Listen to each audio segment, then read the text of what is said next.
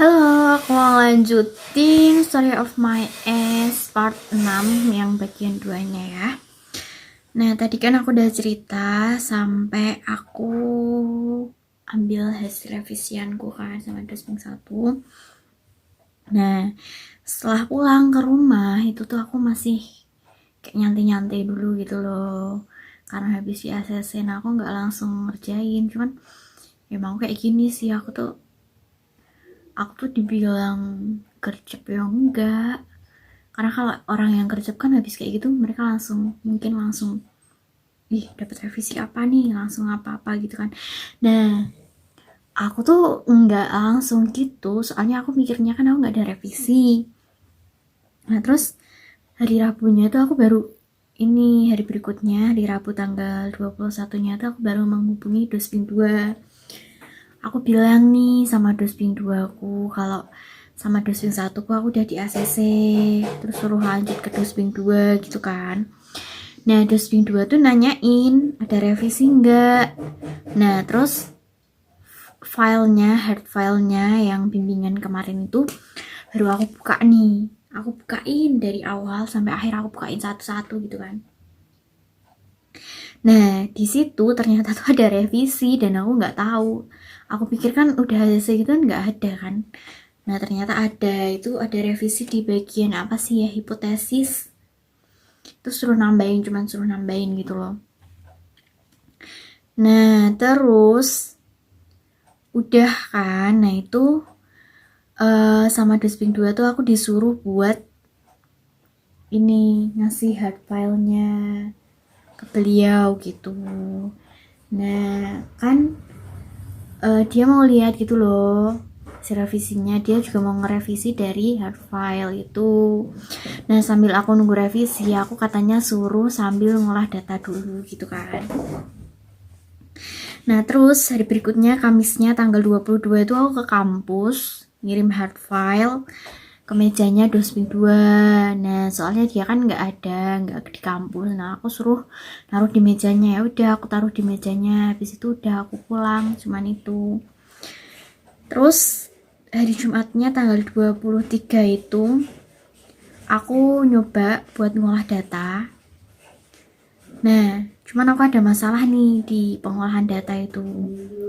Nah, dataku itu nggak muncul waktu kan datanya dimasukin di EVIUS-nya. Nah, itu tuh nggak muncul gitu loh.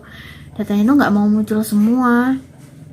Nah, terus aku coba pakai cara yang impor langsung dari apa sih namanya? Langsung dari filenya gitu kan. Nah, itu dia bisa. Terus aku nyoba ngolah gitu kan. Nah, itu kan aku nyoba ngolah asumsi klasiknya gitu. Nah, itu tuh ada masalah lagi. Nah, itu dataku terjadi multikolinearitas sama autocall. Nah, terus aku nanya-nanya kan sama temanku. Nah, itu kalau kayak gitu tuh berarti dataku nggak signifikan gitu kan.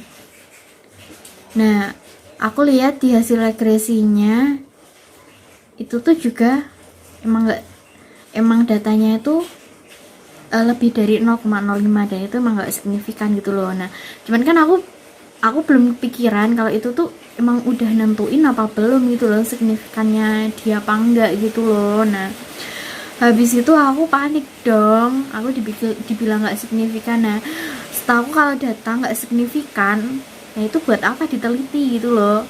Dan aku baca-baca juga ada kasus kalau nggak signifikan ya udah berarti ganti gitu loh. Di situ aku benar-benar takut. Aku takut kalau misalnya ganti skripsi gimana gitu kan. Nah, terus itu sampai malam gitu aku masih kepikiran, aku sampai nggak bisa tidur. Cuman aku kan belum tahu gimana caranya kan mengatasi itu gitu kan. Nah, terus udah hari Sabtunya tanggal 24 itu aku nyoba cara lain pas mau ngolah. Nah, itu aku masukin manual tapi nggak bisa itu di estimate gitu datanya tuh buat dijadiin dimunculin regresi gitu kan. Nah, terus aku nyoba nih kan, habis itu uji statistik aku mau lihat dulu kan kalau signifikan sama enggak kan dilihat dari uji statistik. Nah aku tuh masih bingung uji statistik tuh gimana. Nah soalnya aku tuh dulu nggak diajarin yang namanya uji statistik tuh gimana. Aku diajarinnya cuman asumsi klasik. Nah aku tuh bingung uji statistik tuh gimana gitu kan. Nah terus Seninnya tanggal 26 tuh aku masih coba-coba ngolah biar signifikan gitu kan, dan akhirnya nemu.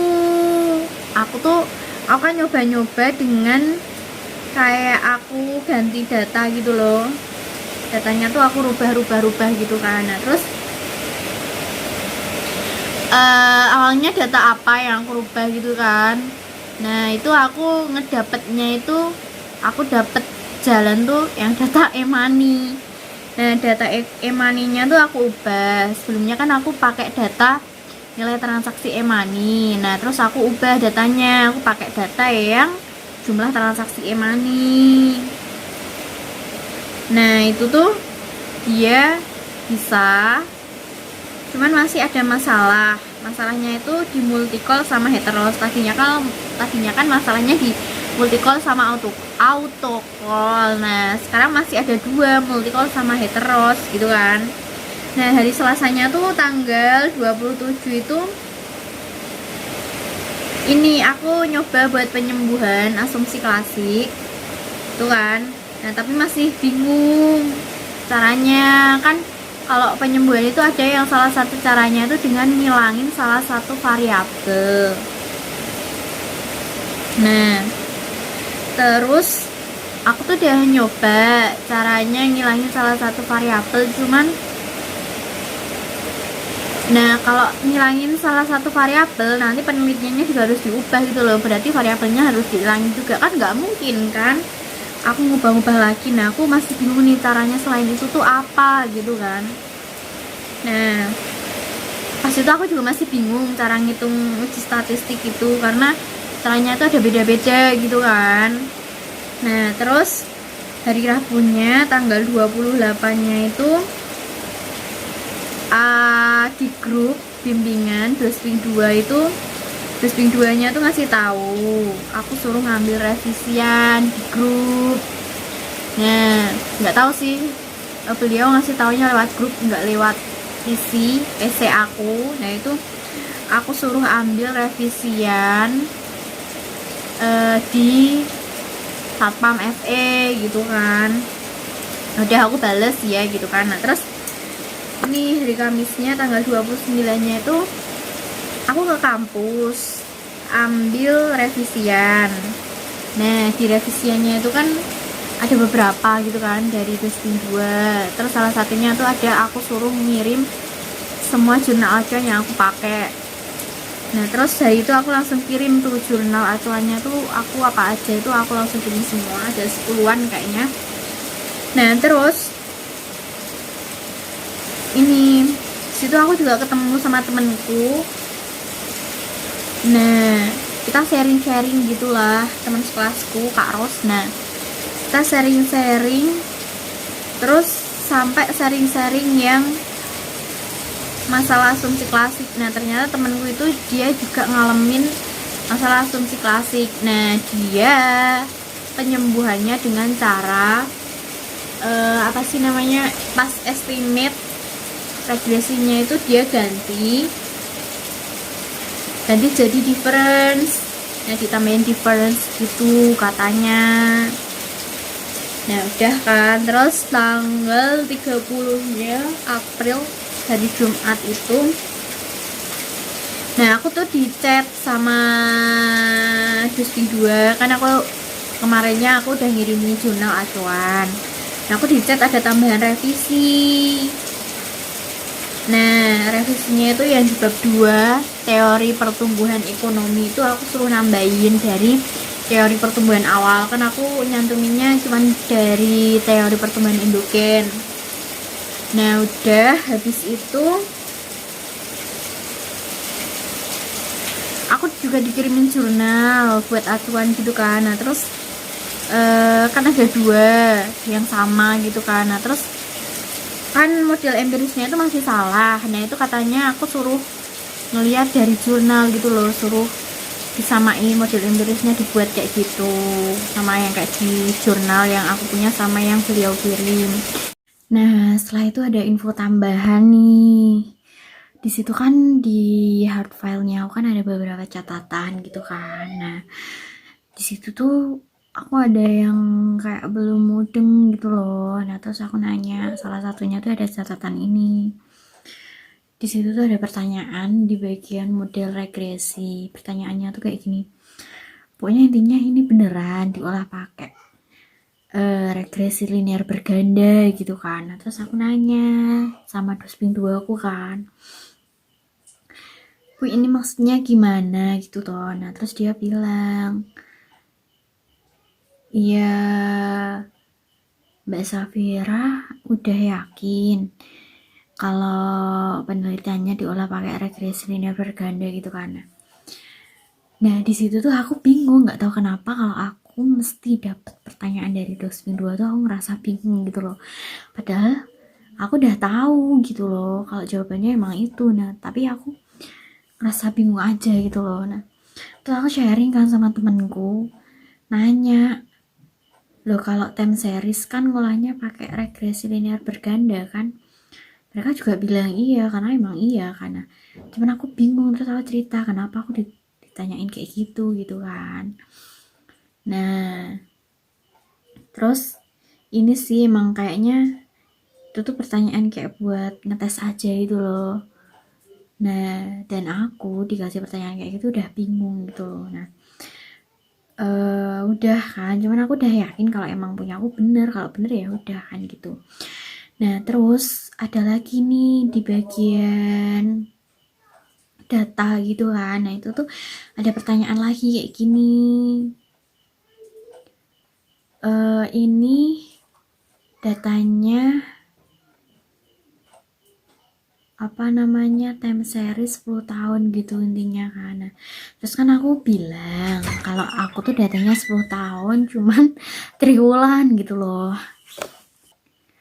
Nah terus kan aku cerita gitu kan kalau punya aku tuh selama covid cuman dataku sebelum juga gitu loh, jadi 9 tahun terakhir sebelum ada covid gitu loh. Nah terus si dosen duanya itu bilang katanya tuh nggak bisa gitu. Nah nggak bisanya karena perbandingannya tuh kan belum banyak ya, emang aku dari awal juga udah tahu kalau nah terus katanya lagi kalau covid itu kan belum berakhir, jadi kayak nggak bisa dibuat perbandingan gitu loh, kalaupun bisa datanya dikit banget gitu kan. Nah terus ini di situ Dusbing 2 tuh bilang gini, tapi ya udahlah nggak apa-apa dicoba dulu gitu kan. Nah terus aku tuh disuruh buat nambahin variabel dummy covid. Nah terus di situ aku ngerasa bingung banget gitu loh. Nah terus aku gini kan, aku nanya kan kalau misalnya covidnya yang dihilangkan aja gimana. Jadi penelitianku nggak ada tentang covidnya gitu loh, jadi aku 10 tahun pakai triwulan itu.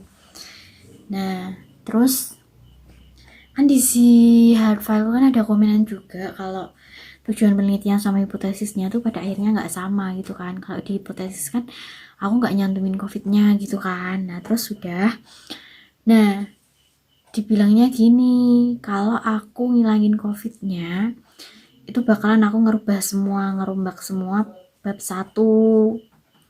Nah terus beliau ngasih saran nih kalau menurut saya mending tambahin variabel aja gitu kan, biar nggak ngerubah gitu.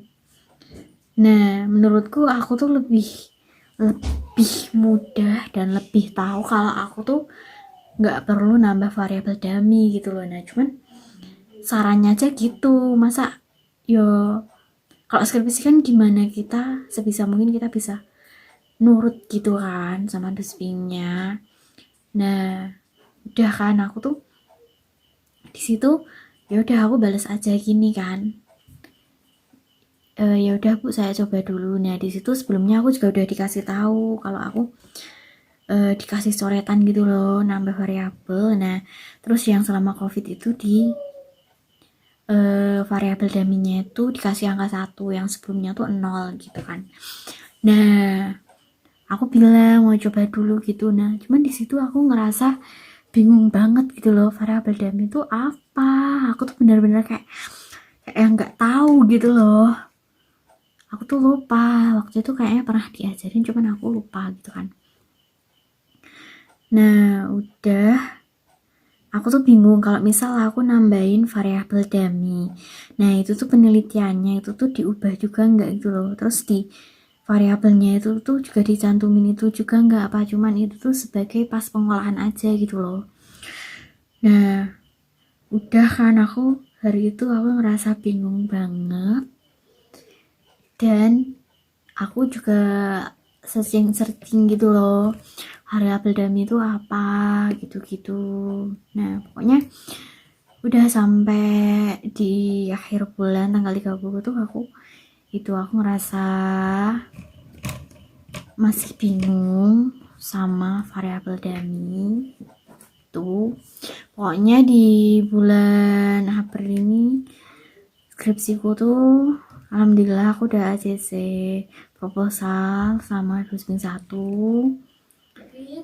itu. Terus nah cuman di akhir bulannya tuh aku dapat agak-agak problem, kayak itu kan problem sih, aku nggak mau kayak gitu dijadiin masalah gitu kan. Nah, cuman aku di akhir bulan aku ngerasain agak-agak mungkin aku perlu mikir lagi gitu loh. Jadi belum bisa lanjut yang les gitu tuh, belum bisa. Nah cuman aku berharapnya ini bakalan lancar sampai akhir nanti.